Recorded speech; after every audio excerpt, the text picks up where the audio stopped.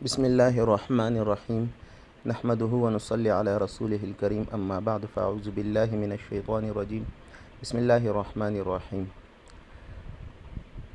ان الصلاة تنہی عن الفحشاء والمنکر صدق اللہ العظیم۔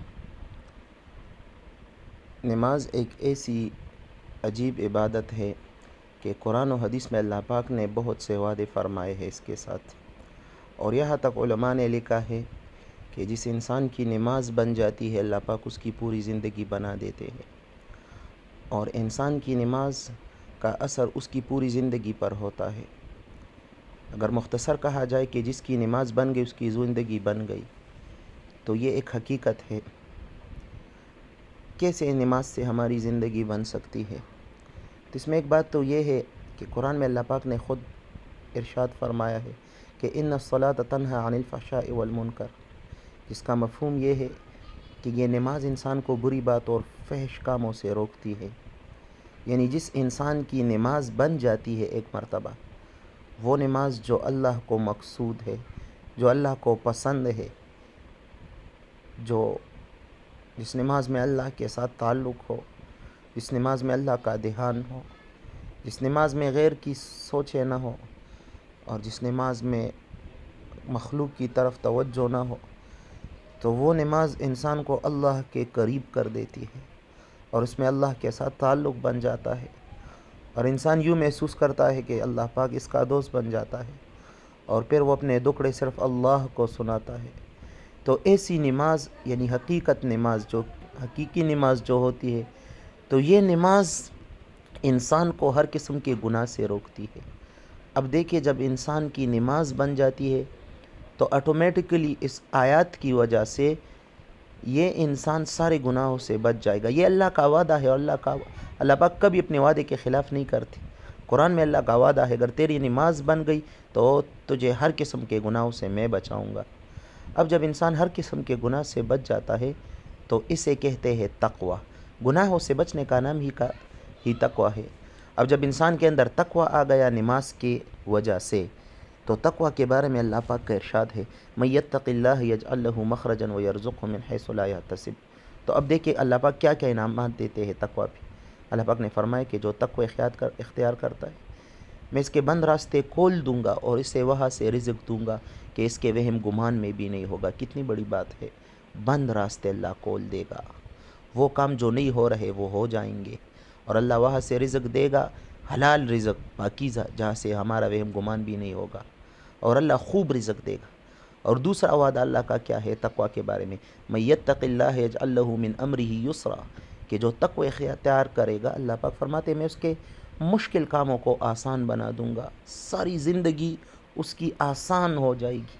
ہر انسان چاہتے کہ اللہ پاک اسے آسان زندگی دے، پریشانیوں سے خالی، خوشیوں والی، عزت و چین، راحت سکون والی زندگی، یہ تقوی کے ساتھ ہوگا۔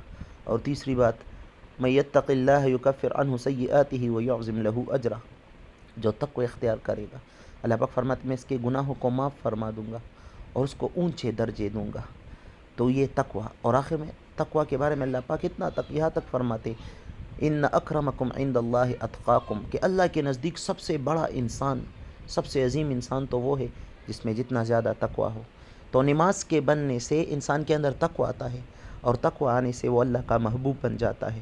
تو اگر کوئی چاہتا ہے کہ میں اللہ کا محبوب بن جاؤں تو وہ اپنی نماز بنائے۔ اب یہ نماز بنے گی کیسے؟ تو اس کے لیے اس نماز کو وقت دینا پڑتا ہے۔ دنیا میں ہم جس چیز میں بھی پرفیکشن چاہتے ہیں، جس چیز کے ماہر بننا چاہتے ہیں، تو اس وقت چیز کو ہم وقت دیتے اور اس کی پریکٹس کرتے ہیں۔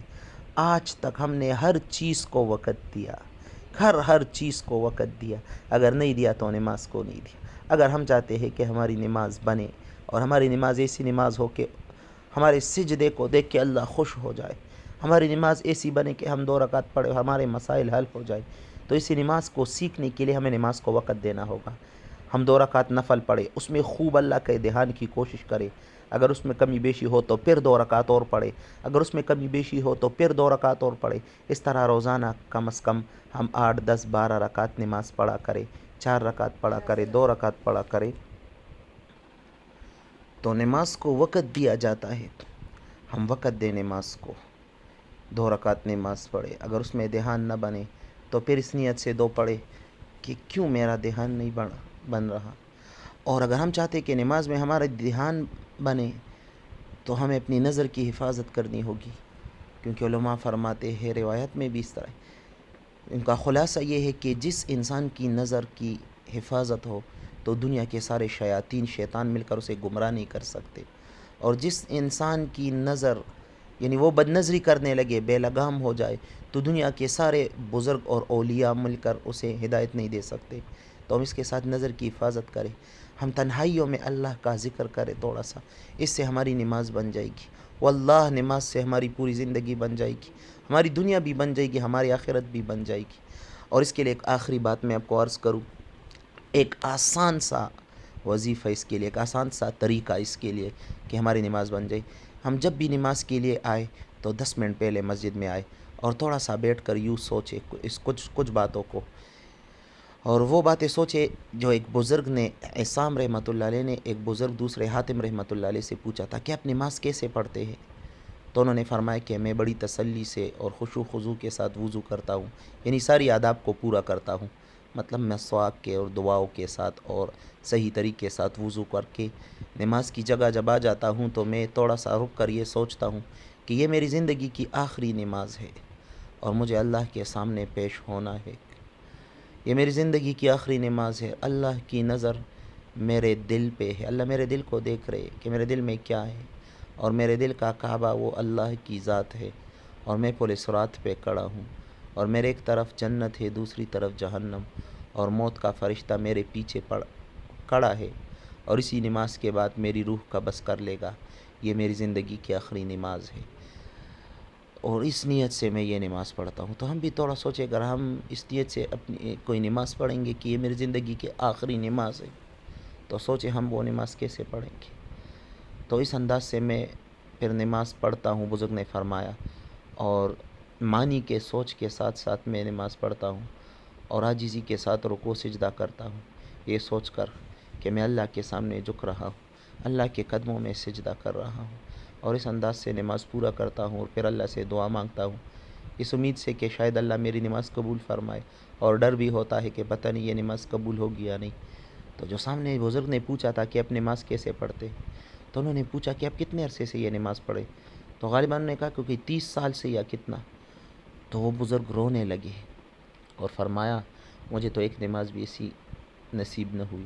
تو ہم بھی جب نماز کے لیے آئے تو نماز سے پہلے ہم ان ساری باتوں کو سوچیں کہ یہ میری زندگی کی آخری نماز ہے، میں نے اللہ کے سامنے پیش ہونا ہے، اب اس کے بعد مجھے موت آنی ہے، اور اگر میری یہ نماز اللہ کو پسند آ گئی تو اللہ پاک میری جنت کا فیصلہ کریں گے، اور اگر اللہ نے رد کر دی، میری یہ نماز قبول نہ ہوئی، تو میری جہنم کا فیصلہ ہو سکتا ہے.